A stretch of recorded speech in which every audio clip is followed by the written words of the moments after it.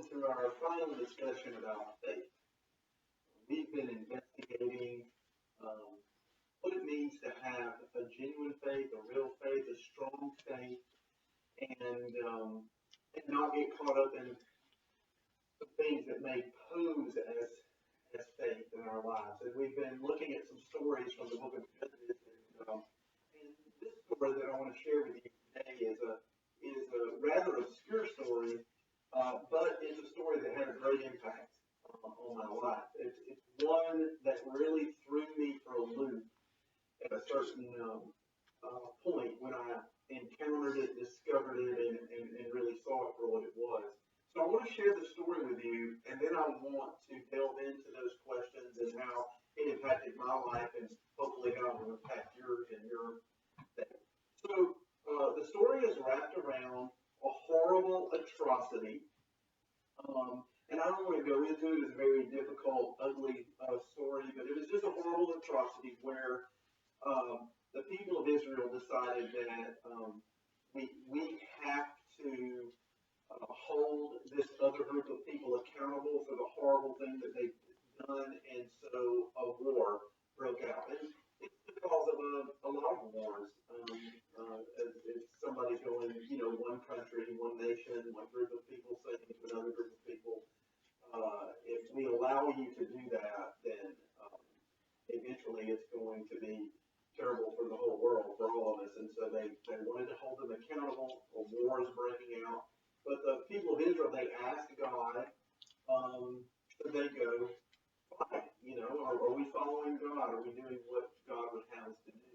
And so in this situation, they asked God, and it says, and wisely it says before the battle, they went to Bethel, which was the place of worship, and asked him which tribe should go first to attack the people of Benjamin. The Lord said Judas to go first. So it's clear that God is in the decision-making process. He's leading them. He's guiding them. They go into battle, and they're just destroyed. It doesn't work. 22,000 of their young men are killed in this battle. And the struggle is that they pray about it. They ask God. God told them what to do, and they still lost. So then it says they went back to Bethel and wept in the presence of the Lord until evening. So they pray and pray and pray, and they're weeping and crying to God. And they ask God, should we fight against our relatives from Benjamin again? And the Lord said, go out and fight against them. So again, they're seeking the Lord's will. They're seeking his direction. They're trying to do what he says, and he says, go again. And so they go into battle the next day, and they were destroyed. And 18,000 more of their young men are killed. Well, this is quite the dilemma, because they're doing what God says and they're losing. So it says at this point, all the Israelites went up to Bethel. So not just the warriors, everybody's going. They're praying. They wept in the presence of the Lord. They fasted. So now they're adding depths of people and what they're doing. They're fasting. They're praying. They also brought burnt offerings and peace offerings to the Lord. So they're doing everything they can do to seek God. What do we do? And it says they went up seeking direction from the Lord. What should we do? And so again, God says go. And now circumstances change. They change their tactics. So they split their army into two groups. One group went around to the side, and one group attacked head on to the fortified city as they'd done before. And as soon as the warriors of that city came out to engage them, they began to rout them as usual, and this group ran, took off in another direction. And so this group they're thinking, this is the same as the first two battles. We're going to destroy them again, and they begin to chase them. And so they chase them, which really what it was doing is pulling them away from their fortified city. And then this group that was split off to the side went in and attacked the city. And when the army that was chasing realized that there's smoke behind them and our home is being destroyed, they turned around and went back. And then the two groups had them trapped, and they came in and they won the victory, and exacted the revenge that they were seeking and making things right. So that's the story of this battle. God. What got me when I read this story is some questions about my own faith. And the problem I have with this story is that they were asking God what to do, and God was telling them what to do, and they did exactly what God told them to do, and they got destroyed. They failed. So my question is, when we're dealing with faith, would God lead us to failure? Like, so the story of Job in the Bible is about the question of, can you follow God and bad things happen? So can you follow God and lead you to failure? And God say, yes, go do this, and it's a disaster, and it's because that's a struggle in our minds. It seems that if I'm asking God what I should do, and I'm doing what He tells me to do, that leads to winning, that leads to success, that leads to good things. Would God lead me into trouble, into a trial, into a problem? Would God lead me into something? Well, when I look at Scripture, I see it all the time. I see Jeremiah following the Lord. He ends up in a pit. I see Paul following the Lord. He ends up in prison. I see Jesus following the Lord and ending up on a cross, being crucified. So when I look at the story of Scripture and I look at leaders and people, and it's clear to me that yes, you can follow the Lord and end up in failure. So this is troubling. Why would God do that? Why would God tell me to do something that's going to be terrible? I don't like that. What do I do with that? Well, one of the things I need to realize is the next statement I wanted to make is that sometimes present failure is required for future victory. So what I realized in this story is that in order for them to win the victory, they had to lose. It was the first two massive losses that created the scenario for the other army to be overconfident, for them to chase them and create the scenario where they lost. So it was literally the two losses that created the opportunity for victory. We won the state championship this year in our girls basketball team, where I helped coach at Prattville Christian Academy, and we lost 6 games the whole year. 5 of those losses were to the same team. The best team in the state was a team in Montgomery, and we lost to them twice in the regular season. We lost to them in 2 different tournaments, and we lost to them in the area tournament. We lost to them every time we played them. They were all close. One was overtime, one was the last second shot. It was really close, but we lost every time. But when we got to the final 8 to go to the final 4, we finally beat them. And I was convinced after the win that we would have never won that game had we not lost the previous 5. There were some flaws in our team, and there were some things about we were very young, and they were stronger than us, they were tougher than us, they played harder than us, but all in all, I felt like we maybe were more skilled, but we weren't tough enough. And so it was those losses that showed us that we had to play harder, give more effort, be tougher, be stronger, and over the course of the season, we developed those things. We lost to them 5 times, and finally we won. And so it's that way in this story. They had to lose the 2 victories to win the victory. And the thing about life, like, there's a huge victory in Jesus. There's a huge victory. We have salvation in Jesus, but the victory came because of the cross. Like, if He doesn't suffer the crucifixion, if He doesn't die, He cannot be resurrected. He's not paying the penalty for our sin. Like, this has to happen. This very negative, horrible thing has to happen to get to the positive thing. So sometimes what we need to understand is that present failure is required for future victory. We have to experience this sickness, this struggle, this valley. It's part of the journey, and we actually will not be able to succeed or do what the Lord wants us to do or is leading us to do in the future if we don't fail in the present. So I know that that's one of the reasons why God leads us into failure, is because He's interested in ultimate victory, not temporary victory.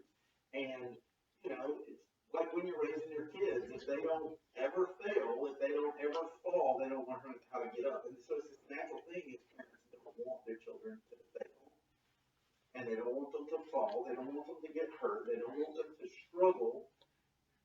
But if you're not careful, you don't realize that you've not prepared them for life. If they don't struggle, if they don't fail, if they don't fall, they don't know how to get up. They don't know how to fight, to be tough. They don't know how to persevere. You have to learn these things. And so the Lord is interested in ultimate spiritual victory. He's interested in the faith that can overcome, that can trust Him even through something difficult. And so sometimes present failure is required for future victory.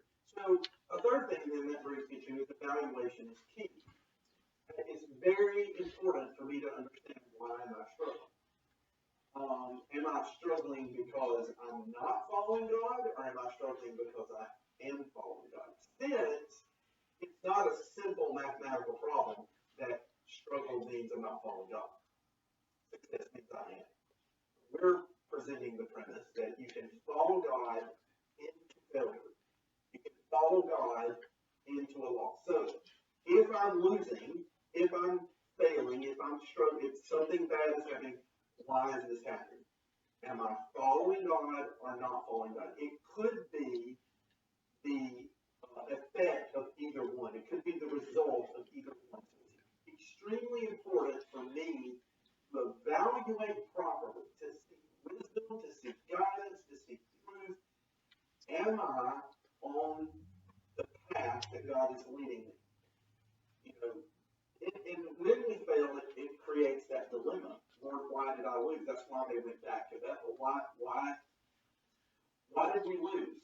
Did we lose because it's part of the process? Did we lose because life is difficult and it's a struggle? Did we lose because we are following you and it's part of a process that we're having to go through? We don't like it, we hate it, it's horrible, but it's part of the process. Or did this battle occur and this loss occur because I'm not following you? There's a story in the Old Testament where the Israelites lose a battle because of disobedience. And they were actually the favored. They were the favorite in the battle, but they lost. And it's because God didn't go with them. God didn't help them. And they lost because they weren't following God. So we need to understand, am I losing the battle because I'm not following God? I'm being disobedient. He's teaching me a lesson. I'm being corrected. Or am I losing the battle because it's part of a process and my faith is on the right track and I'm following God? So evaluation is key.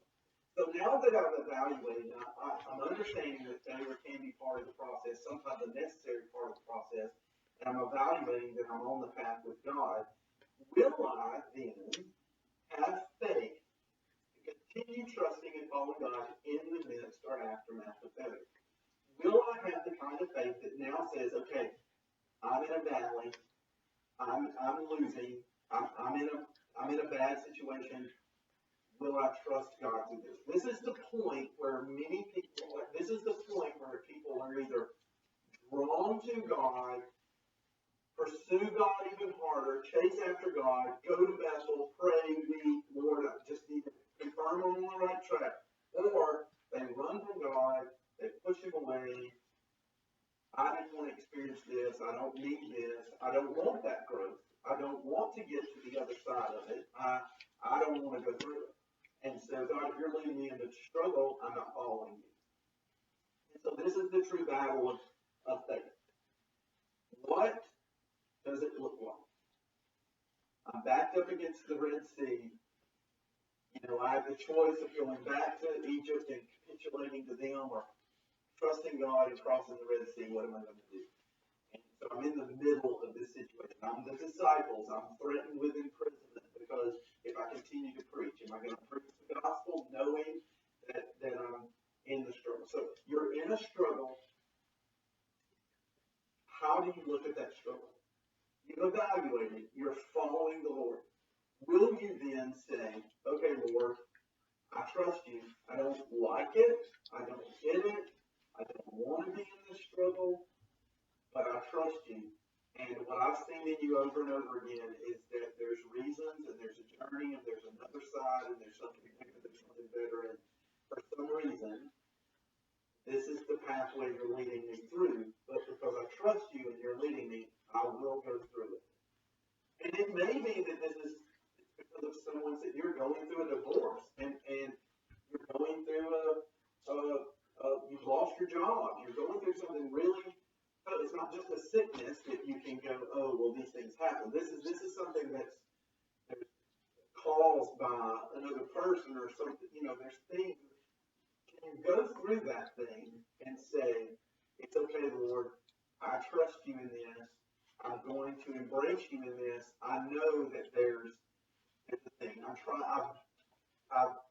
sought you. I'm following you imperfectly, but I'm following you. And you're leading me in this, like this is part of what I have to go through in this life. I don't like it, but I trust you. Now, the last question I wanted to ask, though, is when you have to follow God into failure. It's one thing to be in the midst of failure and evaluating it. I'm in the midst of struggle, and I'm choosing to trust God. What if I'm headed into Jesus Christ is headed to the cross. He's praying to God, and he says, God, is there another way? And God says, no, this is the way. And Jesus says, okay. I know what's going to happen, and I know it's bad, but I'm going to go with you. That's amazing. What about you and me? I have that kind of thing. So it's one thing to be in the struggle and go, Lord, this is it. But what if I'm choosing to go into it? Well, I still take his cross, follow him into the struggle. That's the next level thing. I want to tell you a story.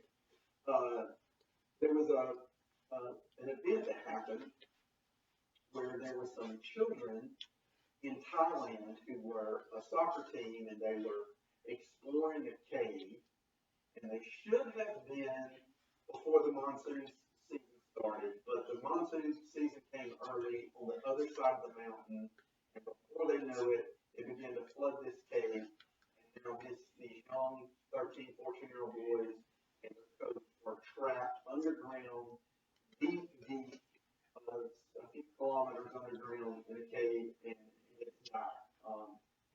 The situation is terrible. And so there's this one guy who perfectly fits this scenario. He is a very experienced cave diver, and he's an anesthetist. And they come up with a plan. They're considering all different kinds of plans. Can they pump the water out? Can they wait out 6 months for these kids underground? And they decide that the right method is to anesthetize, to knock these kids out, bind their hands and feet, and have an experienced diver pull them out. And so I heard an interview with and he said he was convinced that it would not. There's no way this would work. And at first he was like, I'm not going to do it. I'm not going to do it. It's not going to work. It's sure death for these kids. No way you can have them underwater for hours. There's no way to see under there. There was no way for them to acknowledge it. There's no way. How can we just? They did some tests. How can we keep the water out of the mask? And he just they're going to die. But he went in to where the boys were, and he looked at the dire circumstances. He realized that, well, they're going to die one way or the other, and they're either going to die this slow, horrible death, or at least this way they're going to die unconscious. So he makes this horrible decision. There's a very small chance that they would survive, but he's convinced they won't. But he decides that it's still the best thing. At least if they die, they'll die this way. to him, it is at least since they're going to die, they'll die this way, and we have to take a chance to get them out. So he would do it. And so he does this horrible things in himself. Like, it's very difficult. He says, like, sometimes you're doing difficult things, and you know how badly it's going to turn out, and this is going to be horrible for him personally and ethically, and it's going to professionally and in all kinds of ways it's going to be horrible for him, but he does it anyway. Now, the good news is they got the first two children out, it worked, and they went back and took the children at a time. They got them out over the next few days. But going in, he went in knowing this is not going to end well. But he went in, and he did it. He made that decision. Now, I'm talking about having faith in God. I'm talking about walking into a situation. I'm talking about Jesus walking towards the cross. And I'm talking about that sometimes what faith requires is for the Lord to say to you, will I follow the Lord even though I know that he's going to lead me into struggle? He's going to lead me into a no-win situation. Will I so follow? And that's faith. That's trust. That is, I would rather be with the Lord. I would rather be in the ultimate place he's leading me. And even if it means bad things, I'm still with you. That's the kind of faith that I want to encourage you to have. This story was one that wrecked me at a certain point in my life. It was like, oh my goodness, so I can follow God and still lose and destroy, have it end terribly. He said go, and they went. And he said it's terrible. Do I have that kind of thing? Will I still follow? Will I still trust him? Because to follow the Lord, that's true faith. I would rather be with you. I would rather be with you than anywhere else. Whatever those circumstances are, I would rather be with you. May you have that kind of faith on me. May you have that kind of faith. Thank you for letting me share with you.